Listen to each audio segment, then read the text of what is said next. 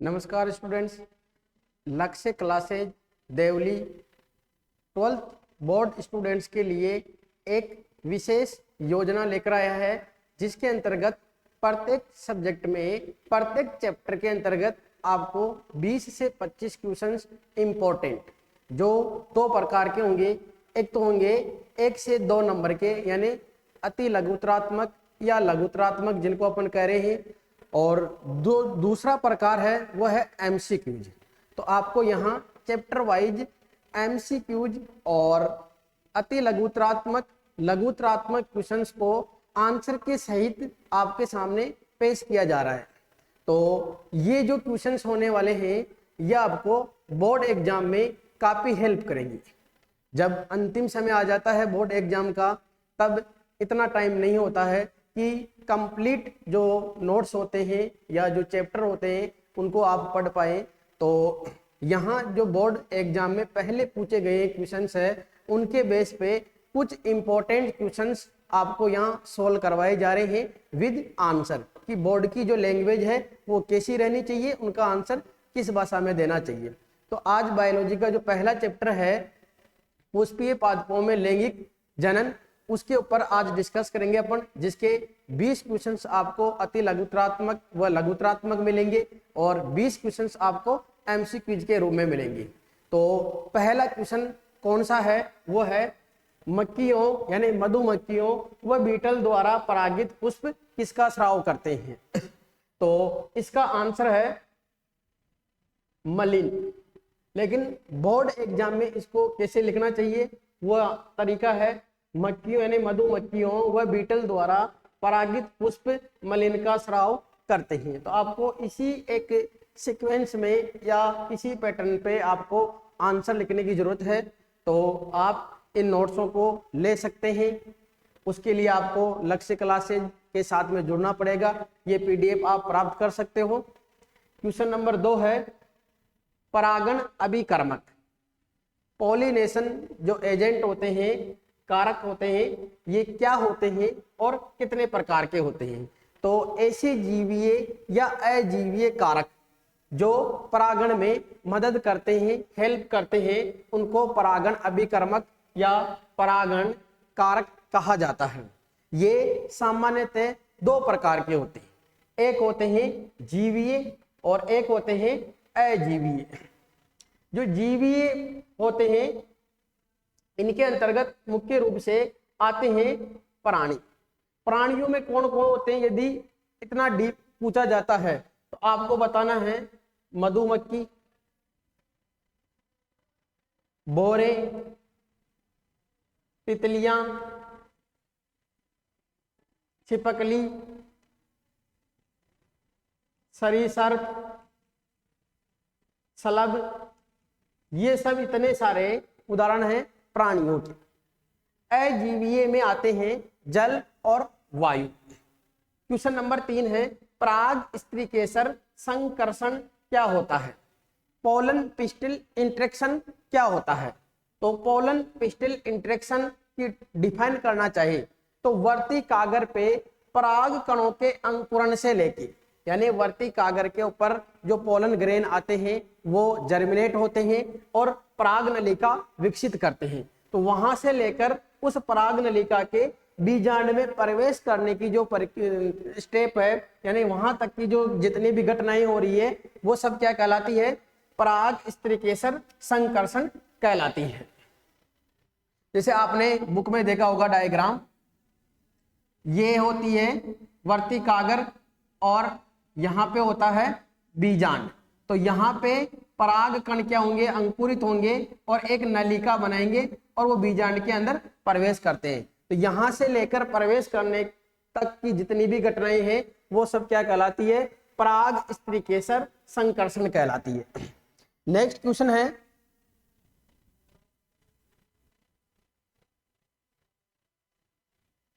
Question number 4 है विपुंसन व begging यानी बोरा वस्त्रण क्या है?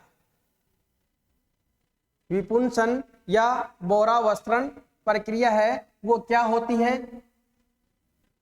तो इसमें है ये आउट क्रॉसिंग करने के लिए या जो संकरण करने की आवश्यकता होती है वहां के लिए ये टेक्निक्स उपयोग में ली जाती है। यानी हाइब्रिडाइजेशन करना हो तो वहां टेक्निक्स काम में आती है, विपुंसन व बैगिंग।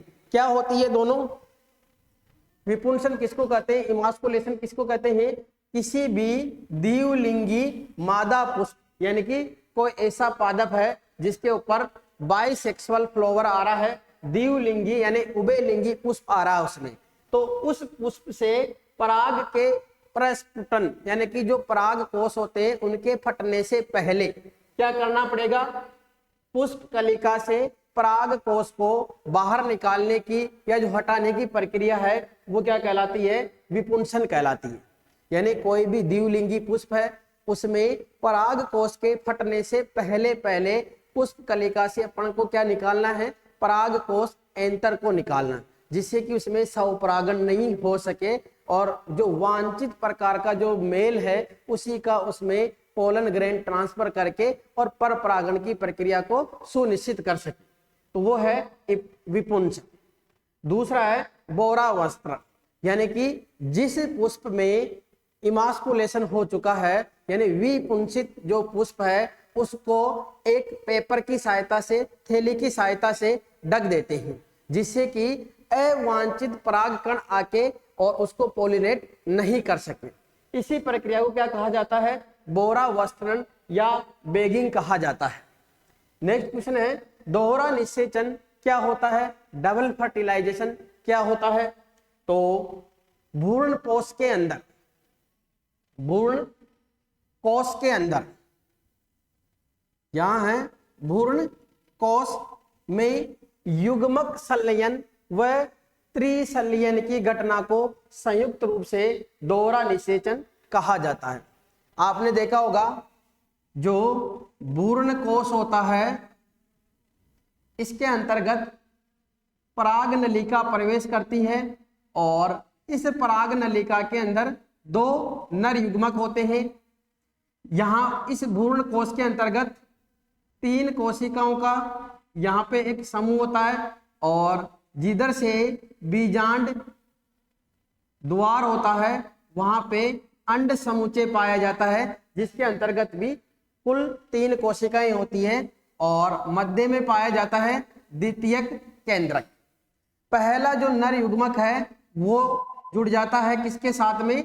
अंड कोशिका के साथ में। इसको तो कह रहे हैं युग्मक संलयन, इस घटना को कह रहे हैं युग्मक संलयन। ये कौन सी कोशिका है? अंड कोशिका। इस घटना को कहा जा रहा है युग्मक संलयन। और जो दूसरा नर युग्मक होता है ये जुड़ जाता है द्वितीयक केंद्र के साथ में, तो इस घटना को कह रहे हैं त्रिसंलयन। तो यानी भ्रूण कोश के अंतर्गत युग्मक संलयन और त्रिसंलयन की जो घटना है इनको संयुक्त रूप से क्या कहा जाता है? दोहरा निषेचन या द्विव निषेचन, यानी कि 2 बार निषेचन हो गया। और ये दोहरा निषेचन आवृत बीजी पादपों की, आवृत बीजी पादपों की एक मुख्य विशेषता है, यानी अन्य पादपों में दोहरा निषेचन संभव नहीं है और ये विशेष रूप से आवृत बीजी पादपों में ही पाया जाता है। इस दोहरा निषेचन से क्या होता है? युग्मक संलयन होने से तो किसका निर्माण होता है? भ्रूण का निर्माण होता है आगे जाके, और त्रिक संलयन होने से किसका निर्माण हो रहा है? भ्रूण कोश का निर्माण होता है। ये विशेष ध्यान रखना है। जो भ्रूण होगा वो 2n होगा यानी द्विगुणित होगा, क्योंकि एक अंड कोशिका है वो एक केंद्र की है, नर युग्मक एक केंद्र की है, तो ये होगा द्विव केंद्र की।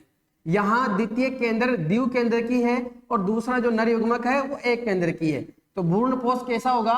3n यानी त्रिगुणित।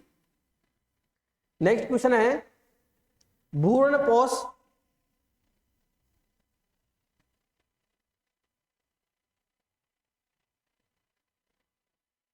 भ्रूण कोश क्या है? ये कितने प्रकार का होता है? भ्रूण कोश अभी बताया है कि भ्रूण कोश क्या होता है? द्विव निषेचन के एक पद यानी एक स्टेप जिसको करें त्रिसंलयन ट्रिपल फ्यूजन, इसके फलस्वरूप भ्रूण कोश में बने हुए त्रिगुणित प्राथमिक भ्रूण कोश केंद्रक से एक पोषक संरचना का परिवर्धन होता है जिसे भ्रूण कोश कहते हैं। यानी कि त्रिक संलयन होने के उपरांत सबसे पहले तो किसका निर्माण होता है? प्राथमिक भ्रूण कोश केंद्रक का निर्माण होता है या कोशिका का निर्माण होता है, जो आगे जाके और क्या बनाती है? भ्रूण कोश यानी एक त्रिगुणित संरचना बनाती है, जिसको अपन क्या कहते हैं? भ्रूण कोश एंडोस्पर्म कहते हैं। परिवर्धन के आधार पे जो आवृत बीजी पौधे हैं, पुष्पीय पौधे हैं, इनमें भ्रूण कोश दो प्रकार का होता है। एक है केंद्रकीय भ्रूण कोश और दूसरा है कोशिकीय भ्रूण कोश। केंद्रकीय भ्रूण कोश के अंतर्गत जो कोशिका भित्ति होती है यानी जो सेल वॉल होती है वो नहीं पाई जाती है। जैसा आपने देखा होगा जो नारियल होता है, नारियल पानी होता है, वो नारियल पानी किसका उदाहरण है? केंद्रकीय भ्रूण कोश का उदाहरण है। और जो नारियल की जो गिरी होती है जिसको चटक कहा जा रहा है, नारियल की जो गिरी है वो क्या होती है?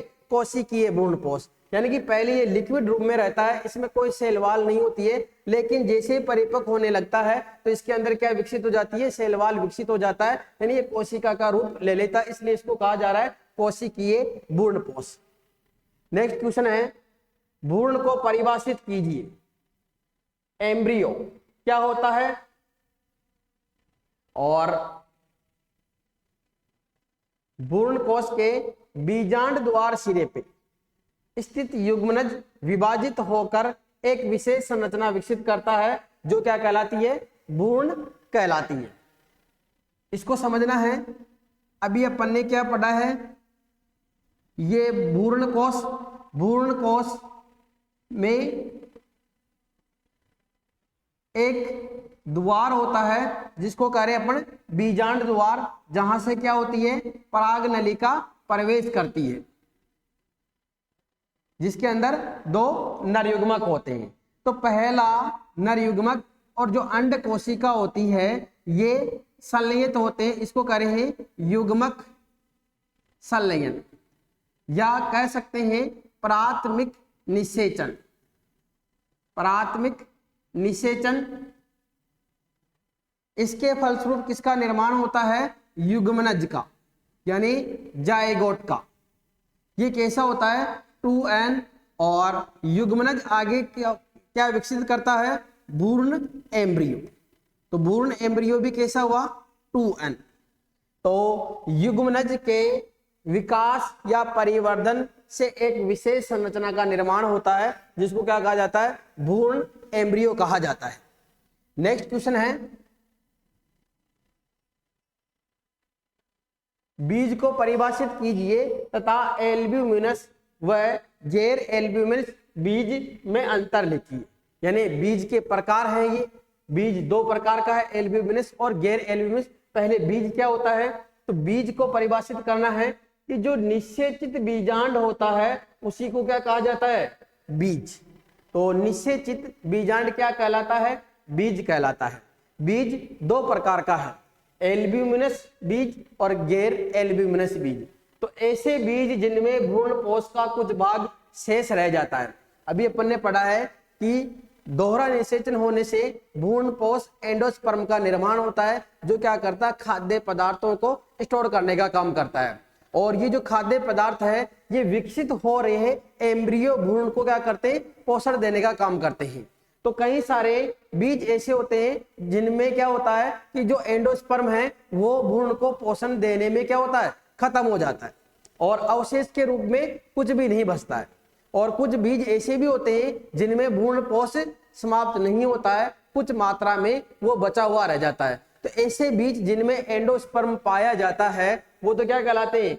एल्ब्यूमिनस बीज कहलाते हैं या एंडोस्पर्मिक सीड कहलाते हैं। जैसे उदाहरण है अपने पास में गेहूं, मक्का, बाजरा, अरंड, ये एल्ब्यूमिनस सीड होते हैं। मोस्टली जो मोनोकोट सीड होते हैं वो इसी कैटेगरी में आते हैं। दूसरा है गैर एल्ब्यूमिनस बीज, यानी अभ्रूणपोषी बीज। अभ्रूणपोषी बीज क्या होते हैं? ऐसे बीज जिनके अंदर एंडोस्पर्म नहीं पाया जाता है, एंडोस्पर्म अनुपस्थित रहता है, तो उन बीजों को कहा जाता है गैर एल्ब्यूमिनस बीज। इनमें मोस्टली कौन से बीज आते हैं? जो द्विबीजपत्री वाले होते हैं, डाइकोट वाले बीज होते हैं, वो गैर एल्ब्यूमिनस बीज के अंतर्गत आते हैं। नेक्स्ट है, फल को परिभाषित कीजिए तथा वास्तविक व आभासी फल में अंतर लिखिए। फल क्या होता है, आभासी फल क्या होता है और वास्तविक फल क्या होता है? तो फल को परिभाषित कैसे कर सकते हैं? एक परिपक्व अंडाशय क्या कहलाता है? फल कहलाता है। जबकि एक निषेचित बीजांड यानी जिसमें निषेचन हो चुका है वो क्या कहलाता है? बीज कहलाता है। यानी बीजांड आगे जाके क्या विकसित करेगा? बीज विकसित करेगा, और जो अंडाशय है वो किसमें परिवर्तित हो जाएगा? फल में। फल दो प्रकार के होते हैं विकास के आधार पे, एक होता है वास्तविक फल और एक होता है आभासी फल, या जिनको कहा जाता है मिथ्या फल। तो पहला है वास्तविक फल, ऐसे फल जिनका विकास केवल अंडाशय से होता है वो कहलाते हैं वास्तविक फल। आभासी फल, ऐसे फल जिनके विकास में अंडाशय के अतिरिक्त जो पुष्प की अन्य संरचनाएं हैं, जिसमें मुख्य रूप से आता है पुष्पासन, यदि उनके माध्यम से या फल के विकास में पुष्प की अन्य संरचनाओं का भी योगदान रहता है तो ऐसा फल क्या कहलाता है? आभासी फल कहलाता है। इसके जो एग्जाम्पल है वो है सेव, स्ट्रॉबेरी, अखरोट। जैसे सेव में जो फल का विकास हो रहा है वो किसके द्वारा हो रहा है? पुष्पासन के द्वारा। पुष्पासन संरचना क्या है? ये फीमेल भाग है, ये अंडाशय है, इस अंडाशय के नीचे एक फूली हुई जैसी संरचना पाई जाती है, इसी को कहा जाता है पुष्पासन। तो इसमें यदि सेव में खाने योग्य भाग पूछा जाए कि कौन सा भाग खाया जाता है तो वो कौन सा खाया जाता है? वो भी पुष्पासन ही खाया जाता है। नेक्स्ट, असंजनन एपोमिक्सिस क्या होता है? नेक्स्ट क्वेश्चन है एपोमिक्सिस, असंजनन क्या होता है?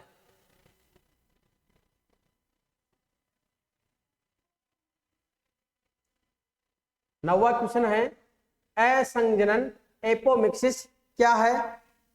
यहां विशेष रूप से आपको दो टर्म विशेष ध्यान रखनी है।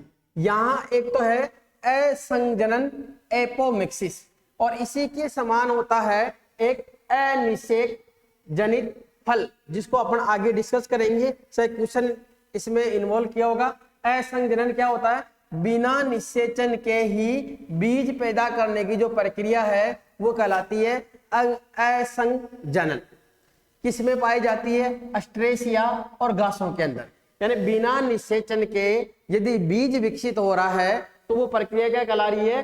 असंजनन एपोमिक्सिस कहलाती है। यदि बिना निषेचन के फल विकसित होता है तो उसको कहते हैं अनिषेक फल। बहुभूर्णता को परिभाषित कीजिए। यहां मीनिंग निकालना चाहिए। बहु का मतलब होता है एक से अधिक और भूर्णता का मतलब क्या होता है? भूर्ण। तो सीधा सा आंसर है एक बीज में सामान्यतः क्या होता है? एक ही भूर्ण पाया जाता है, जिससे कि अपने को एक बीज बोने पे केवल एक पौधे का निर्माण होता है। उसका कारण यही है। लेकिन कुछ ऐसे पौधे भी होते हैं जिनमें क्या होता है? एक बीज में एक से अधिक भ्रूण उपस्थित रहते हैं। तो ऐसी कंडीशन को क्या कहा जाता है? बहुभूर्णता कहा जाता है। इसके सामान्य जो एग्जाम्पल है वो है नींबू जो फैमिली है, सिट्रस जो ग्रुप है, वो उनके अंदर बहुभूर्णता पाई जाती है। और आम की भी कुछ किस्में हैं जिनके अंदर बहुभूर्णता पाई जाती है। जिसे एग्जाम्पल की बात करूं मैं तो वो है ओल्यूर, जिसके अंदर बहुभूर्णता पाई जाती है। वो है बप्पाकाई, बैंगनपल्ली। ये ऐसी किस्में हैं जिनके अंदर बहुभूर्णता पाई जाती है। तो लेकिन जो अपना एनसीईआरटी की जो बुक है उसमें ऐसे किस्मों का जिक्र नहीं है। केवल इतना सा लिखा हुआ कि आम की जो कुछ किस्में हैं उनके अंतर्गत भी बहुभूर्णता पाई जाती है। सिट्रस, इसमें उदाहरण दिया है तुम्हारे बुक में, वो है संतरा का मोस्टली उदाहरण दिया हुआ तुम्हारे इसमें, तो ध्यान रखना। ये क्वेश्चन नंबर 11, घास परिवार में बीज पत्र को क्या कहा जाता है? घास परिवार का मतलब है पोएसी फैमिली। पोएसी या जो ग्रेमेनी फैमिली है, जिसमें मोस्टली कौन से आते हैं? मोनोकोट जो प्लांट होते हैं वो इसके अंतर्गत सम्मिलित किए गए हैं।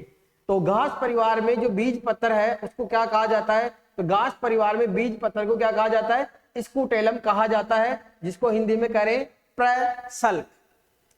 यानी कि जो बीज पत्र है ये संख्या के आधार पे ही यहाँ बताए गए हैं कि बीज दो प्रकार के होते हैं, एक बीजपत्री, द्विबीजपत्री। ऐसे बीज जिनके अंदर दो बीज पत्र होते हैं वो कहलाते हैं द्विबीजपत्री, और ऐसे बीज जिनके अंदर एक ही बीज पत्र होता है, एक ही कोटिलीडोन होता है, वो कहलाते हैं एक बीजपत्री।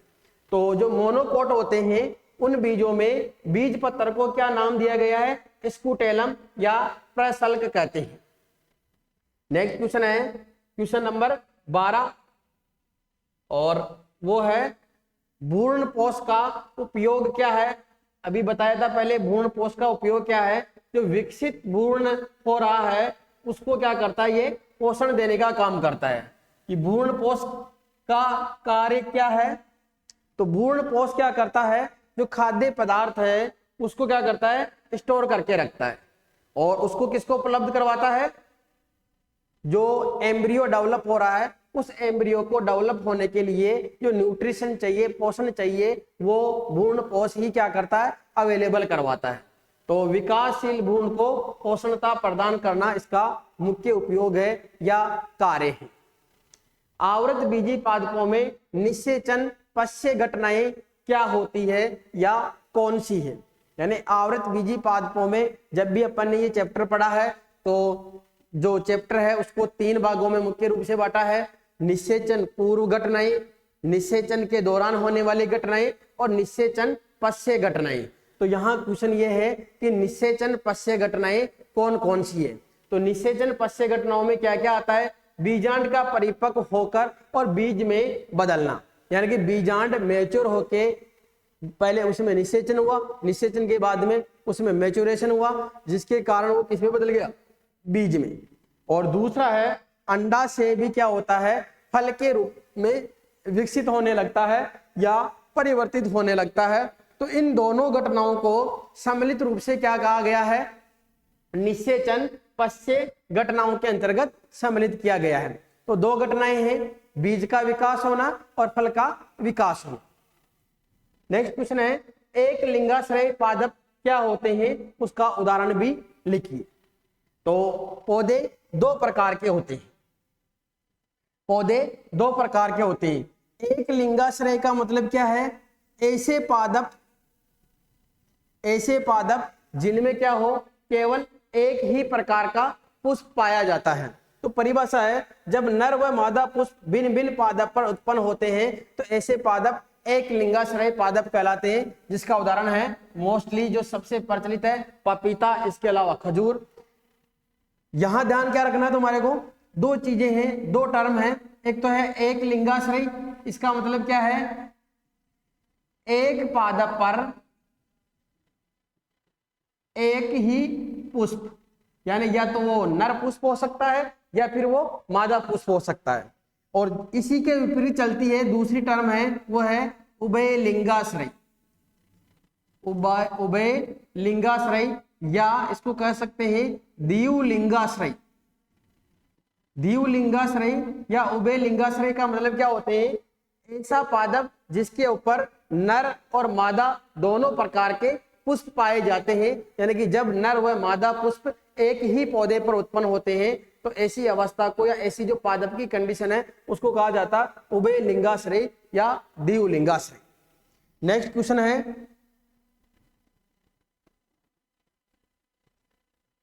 प्राणी परागणीय अभिकर्मक के नाम लिखिए। अभी पहले क्वेश्चन में बताए थे कि जो प्राणी है यानी जीवीय प्रकार के जो अभिकर्मक है उनके अंतर्गत रखा गया है प्राणियों को। तो प्राणी कौन कौन से हैं? तो इनको समूह में बांटा गया है। जैसे कीट में आती है, जैसे मधुमक्खियां, भौरे, तितलियां, बर, शलभ, ये सब आते हैं कीट में। पक्षी के अंतर्गत कौन कौन सा आता है? तो वो है शकथोरा, गुंजन पक्षी। नर वानर भी कुछ पौधों में परागण में मदद करते हैं, जैसे लीमर या ल्यूमुर जो नर वानर है इसका परागण में मदद करता है। ये सरीसर्प जो समूह है उसके अंतर्गत भी कुछ ऐसे सदस्य हैं जो परागण में मदद करते हैं, जैसे कौन सा है? एक तो है गीको और एक है उपवन छिपकली, यानी गीको छिपकली और उपवन छिपकली, दो उदाहरण ध्यान रखना ये आते हैं सरीसृप वर्ग में। नेक्स्ट क्वेश्चन है, एक प्रारूपिक द्विबीजपत्री भ्रूण का चित्र बनाइए। यानी कि एक जो एम्ब्रियो है डाइकोट सीड का, वो कैसा दिखता है, तो उसका एक चित्र बनाना है। तो ये जो डायग्राम है ये एनसीईआरटी में दिया हुआ है।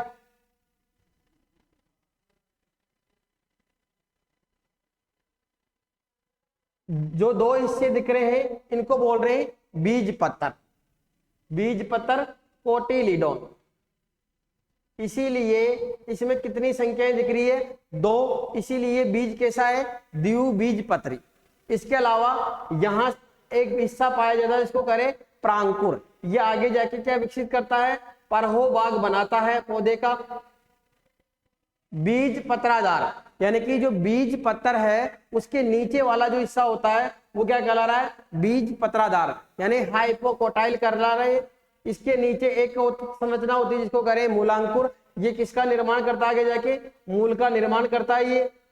और मूलांकुर को जो कवर करके संरचना रखती है उसको बोल रहे हैं मूल गोप रूट केप।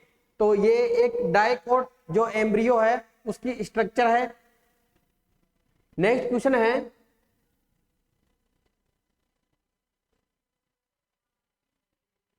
परिपक्व भ्रूण कोश का एक आरेखीय प्रस्तुतिकरण यानी कि चित्र बनाइए।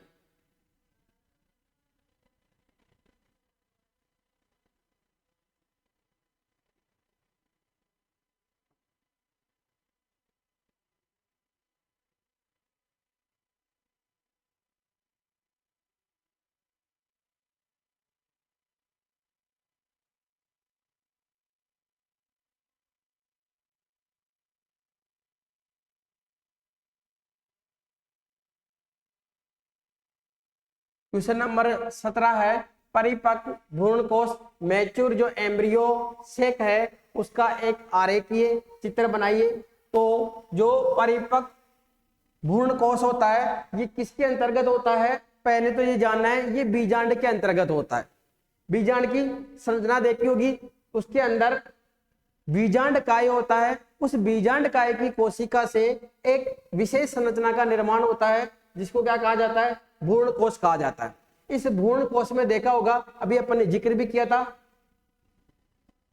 जहां बीजांड द्वार होता है उस तरफ 3 कोशिकाओं का एक समूह होता है जिसको कहा जाता है अंड समुच्चय या अंड उपकरण, जिसके अंतर्गत 2 प्रकार की कोशिकाएं होती हैं।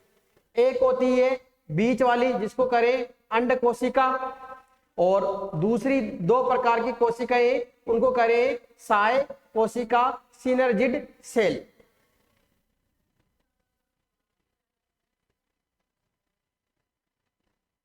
जो साय कोशिकाएं होती है ये एक विशेष संरचना विकसित करती है जिसको कहते हैं तंतु रूप समुच्चय। ये तंतु रूप समुच्चय ही क्या काम करता है, आगे जाके जो पराग नलिका है उसको कहां प्रवेश करना है या नहीं करना है उसका दिशा जो निर्देशन का कार्य करता है वो कौन करता है, तंतु रूप समुच्चय। तो ध्यान रखना है, तंतु रूप समुच्चय कहां से विकसित हो रहा है, सहायक कोशिकाएं से, सिनर्जिड सेल से। इस भ्रूण कोश के कौन से हिस्से में होता है, ये बीजांड द्वार छोर के ऊपर होता है। इसके विपरीत जो हिस्सा होता है वहां पे 3 प्रकार की जो कोशिकाएं वो मिलती है, उनको कहा जाता है प्रतिव्यासांत कोशिकाएं या एंटीपोडल सेल। एंटीपोडल सेल कहा जाता है इनको। इस भ्रूण कोश के मध्य में, सेंटर में एक 2 केंद्रक संलयित होके और एक संरचना बना रहे हैं जिनको क्या करें, इनको करें ध्रुवीय केंद्रक। और जो ये कोशिका है इसको कह रहे हैं केंद्रीय कोशिका। ये संरचना कैसी होती है, 2n होती है।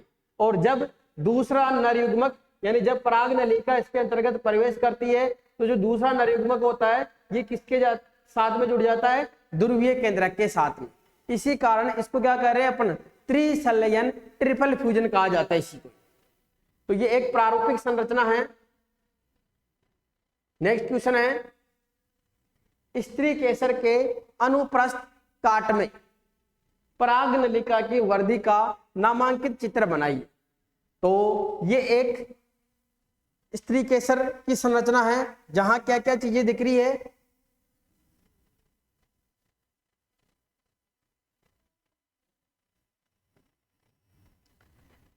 सबसे ऊपर दिख रहा होगा अपने को वर्तिकाग्र। इस बात को क्या कह रहे हैं,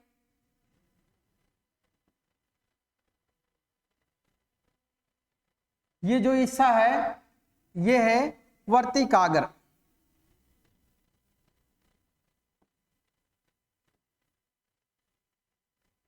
ये है वर्तिकाग्र। ये जो संरचनाएं हैं ये है पराग कण। ये जो नली है ये है वर्तिका। जब पॉलिनेशन होता है तो सबसे पहले क्या होता है, पराग कण कहां पहुंचता है, वर्तिकाग्र पे, और वर्तिकाग्र पे पहुंच के और अंकुरित होता है, जो कि जनन छिद्र के माध्यम से पहले क्या करता है, एक जनन नलिका का निर्माण करता है, जो आगे जाके किसमें परिवर्तित हो जाती है, पराग नलिका में परिवर्तित हो जाती है। ये पराग नलिका, ये जो संरचना है ये क्या है, पराग नलिका, पराग कण नली कह दो या पराग नलिका बोल दो इसको, पोलन ट्यूब। इसी के अंतर्गत क्या रहते हैं, दो नर युग्मक रहते हैं। ये कहां प्रवेश कर रहे हैं, भ्रूण कोश के अंतर्गत। भ्रूण कोश में जिधर बीजांड द्वार होता है वहां पे 3 कोशिकाओं का समूह होता है, जिनमें से एक कोशिका कहलाती है अंड कोशिका और 2 कोशिकाएं कहलाती है सहायक कोशिका। इसके विपरीत जो हिस्सा होता है उसमें 3 कोशिकाओं का समूह होता है, जिसको कह रहे हैं प्रतिव्यासांक या एंटीपोडल सेल, और मध्य में क्या होता है, ध्रुवीय केंद्रक, पोलर न्यूक्लियाई होता है। तो ये एक प्रारूपिक संरचना है। इस पूरी संरचना को क्या कह रहे हैं अपन, एक बीजांड है। तो नेक्स्ट क्वेश्चन है, एक लघु बीजाणु का एक पराग कण के रूप में परिपक्व होने की जो विभिन्न चरण हैं उनको समझाइए या उनका संरचना बताइए। तो एक जो लघु बीजाणु है वो कैसे पराग कण के अंतर्गत परिवर्तित होता है या विकसित होता है, तो इसकी क्या क्या स्टेप है। तो सबसे पहले ये एक लघु बीजाणु है। लघु बीजाणु क्या होता है, पराग मात्र कोशिका से अर्धसूत्री विभाजन प्रक्रिया के माध्यम से लघु बीजाणु बनने की जो प्रक्रिया है वो कहलाता है लघु बीजाणु जनन। इन लघु बीजाणु की जो संरचनाएं हैं वो होती है टेट्राड या चतुष्क प्रकार की, अर्थात ये 4 कोशिकाओं के रूप में ये विकसित होता है, और इन कोशिकाओं के मध्य एक पदार्थ पाया जाता है केलोजन पदार्थ, जिसके कारण ये क्या होते हैं, आपस में चिपके हुए रहते हैं, और इसी संरचना को कहा जाता है टेट्राड। जब मैच्योरेशन होता है इस लघु बीजाणु का, तब ये केलोजन घुल जाता है, डिजोल्व हो जाता है, जिसके कारण ये चारों जो कोशिकाएं हैं ये अलग अलग हो जाती है और एक गोलाकार संरचना विकसित कर लेती है, जिसको कहा जाता है पराग कण पोलन ग्रेन कहा जाता है। जिसको इस पोलन ग्रेन के अंतर्गत क्या होता है, समसूत्री विभाजन होता है, सीक्वेंस होता है, 3 बार समसूत्री विभाजन होता है। सबसे पहले क्या होता है, जो पराग कण है उसके अंदर एक केंद्रक है, इसके अंदर रसदानियां जो वैक्यूल है ये विकसित होने लगती है, जिसके कारण केंद्रक क्या होता है, साइड में परिधि की ओर आ जाता है, और जो मध्य भाग है वहां रसदानियां फैल जाती है। अगली स्टेप में क्या होता है, एसिमेट्रिक तंतु विकसित होते हैं, यानी कि यहाँ विभाजन प्रारंभ होता है, समसूत्री विभाजन, जिसके कारण क्या होता है, 2 केंद्रक का निर्माण होता है। एक केंद्रक क्या होता है, दूसरी साइड में जाता है, और एक केंद्रक दूसरी जो पोलर रीजन होता है वहां की तरफ जाता है। यानी मैं कह सकता हूं कि यहाँ 2 प्रकार की कोशिकाओं का निर्माण हो जाता है। एक बड़ी कोशिका होती है जिसको क्या कहा जाता है, कायिक कोशिका कहा जाता है, और एक दूसरी होती है छोटी कोशिका जिसको कहा जाता है जनन कोशिका।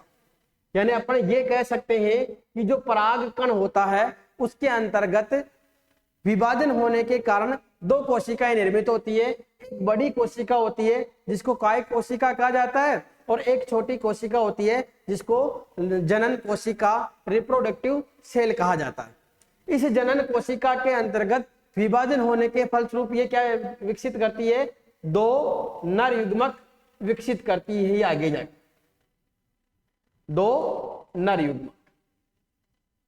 तो ये चैप्टर नंबर जो फर्स्ट है बायोलॉजी का, उसके 1 से या जो 2 नंबर में जहां तक आ सकते हैं क्वेश्चन अति लघुतरात्मक या लघुतरात्मक प्रकार के, उनको सम्मिलित करने की कोशिश की गई है। तो इन क्वेश्चनों को आप आंसर सहित इसी लैंग्वेज में आप पढ़ते रहिए, और इसी भाषा में यदि आप लिख के आते हो तो आपको 100 में से 100 नंबर की जो संभावना रहती है वो आपकी बढ़ती है। आप 100 में से 100 नंबर आसानी से ला सकते हैं कि जो अंतिम समय रहता है बोर्ड एग्जाम का, उसमें आप इन क्वेश्चनों का जो आंसर है उनको आप रिवाइज करके जाइए। इनमें से ही या इनके बेसिस पे कुछ इनके आसपास के जो रिलेटेड क्वेश्चंस होंगे वो आपको मिलते रहेंगे। जो दूसरा इसका हिस्सा है वो है एमसीक्यूज का, यानी कि दूसरा पैटर्न अपने पास में है, क्योंकि जो 15-20 क्वेश्चन आते हैं बोर्ड एग्जाम में भी वो आते हैं एमसीक्यूज के ऊपर। तो यहाँ 20 से 25 क्वेश्चन एमसीक्यूज के सोल्व करवाए जाएंगे कि कौन कौन से हैं। ये सभी जो क्वेश्चंस होंगे ये रहेंगे आपके आरबीसी जो बोर्ड पैटर्न है उसके आधारित, यानी उनका जो प्रीवियस क्वेश्चन का जो रिकॉर्ड है उसके अनुसार इन क्वेश्चनों को सम्मिलित किया गया है। तो ये जो पीडीएफ है ये आप प्राप्त कर सकते हैं। जिसके पास नोट्स नहीं है वो इन नोट्सों को ले सकता है। तो आपके इस वीडियो में लिंक मिलेगा लक्ष्य क्लासेज को अलग अलग प्रकार से ज्वाइन करने का, तो आप उनको ज्वाइन कीजिए। यदि आपको इनकी नीड है तो आप इनको ले सकते हो। धन्यवाद।